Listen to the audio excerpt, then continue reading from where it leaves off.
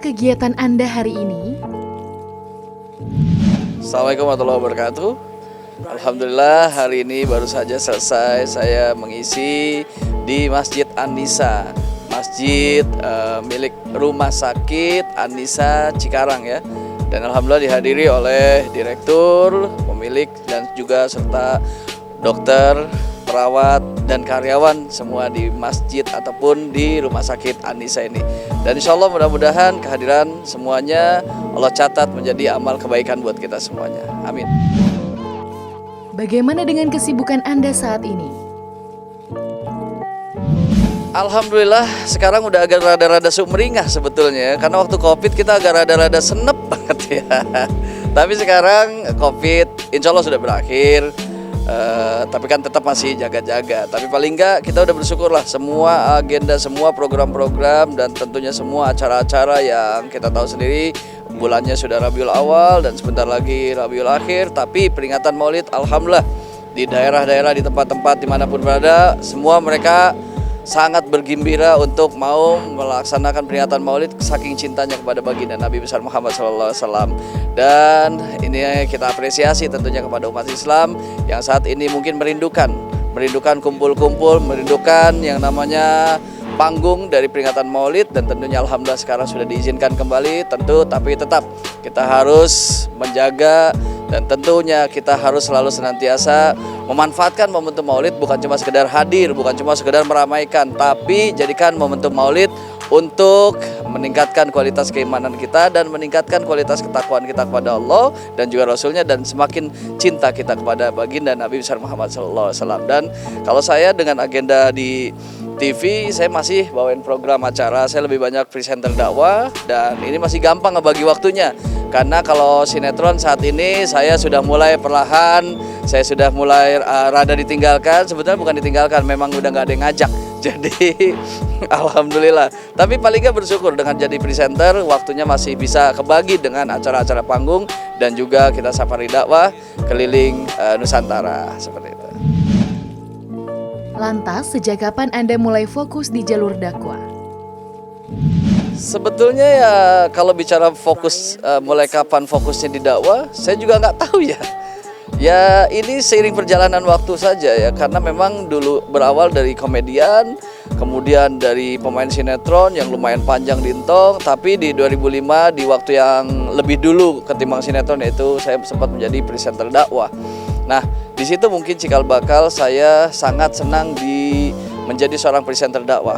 Nah akhirnya saya geluti profesi itu karena saya pikir menjadi presenter dakwah ini banyak manfaatnya nih. Pertama saya mendapatkan ilmu, kedua mendapatkan mata pencaharian.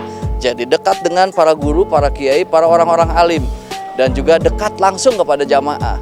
Nah, itu dia yang saya rasa disitulah tempat saya belajar, disitulah saya menempa ilmu dan di mana saya dengan para kiai kalau seandainya punya sesuatu yang saya rasa saya butuh pengetahuan yang saya belum tahu, langsung saya tanyakan kepada para ustadz yang dekat dengan saya. Oleh karena itu, seiring perjalanan waktu, akhirnya mungkin orang ketika melihat saya di TV selalu dengan para ustadz, akhirnya mereka ada mungkin yang ingin mencoba seperti itu dan dicobalah saya diminta untuk menjadi narasumbernya bukan MC-nya. Tapi alhamdulillah saya ya hanya menyampaikan saja bahwasanya kan kita tahu ya ada sebuah hadis menyampaikan khairukum man ta'allamal Qur'an wa 'allamahu. Bahwasannya sebaik-baik di antara kalian adalah orang yang mau belajar Al-Qur'an dan mau mengajarinya. Jadi dari situ ketika kita sudah belajar sama para guru dan setelah kita tahu, kita juga mau men-share ilmu yang telah kita dapat dari ilmu. Dan tentunya kita juga kan di sini tugas kita juga saling nasihat menasihati dalam kebenaran dan kesabaran. Jadi tugas manusia balighu anni walau ayat, sampaikan olehmu walau satu ayat, tapi tetap bukan cuma sekedar menyampaikan untuk orang lain. Apa yang kita sampaikan tentunya harus kembali kepada diri kita, bukan nyuruh orang, tapi bagaimana kita pun bisa melakukan sebelum menyuruh orang lain. Bagaimana Anda melihat antusias masyarakat saat mendengarkan sebuah dakwah? Ya sebetulnya saat ini pun dalam keadaan lelah. Saya lagi kondisi lihat kurang tidurnya saya berasa karena memang berasa banget beberapa hari ini aktivitasnya adalah memenuhi undang-undangan dari panitia-panitia peringatan Maulid Nabi besar Muhammad SAW. Dan kalau ada panitia ataupun masyarakat yang ngundang saya, mereka tahu kok. Mereka tahu akan dibawa kemana, cara penyampaiannya gitu ya. Kalau seandainya mereka ingin bentuknya kajian, nggak mungkin mereka akan ngundang saya.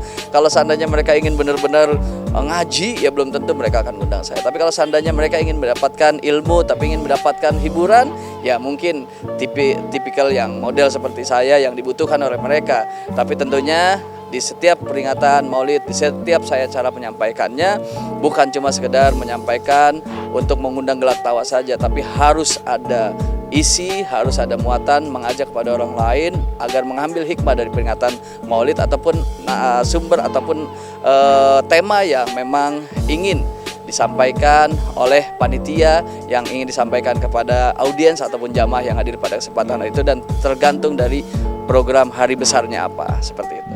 Juga setiap apa yang saya sampaikan saya jadi bercermin. Tadi saya bilang seperti ini, kalau saya tidak melakukan hal ini, tandanya saya hanya sekedar bicara tapi tidak melakukan.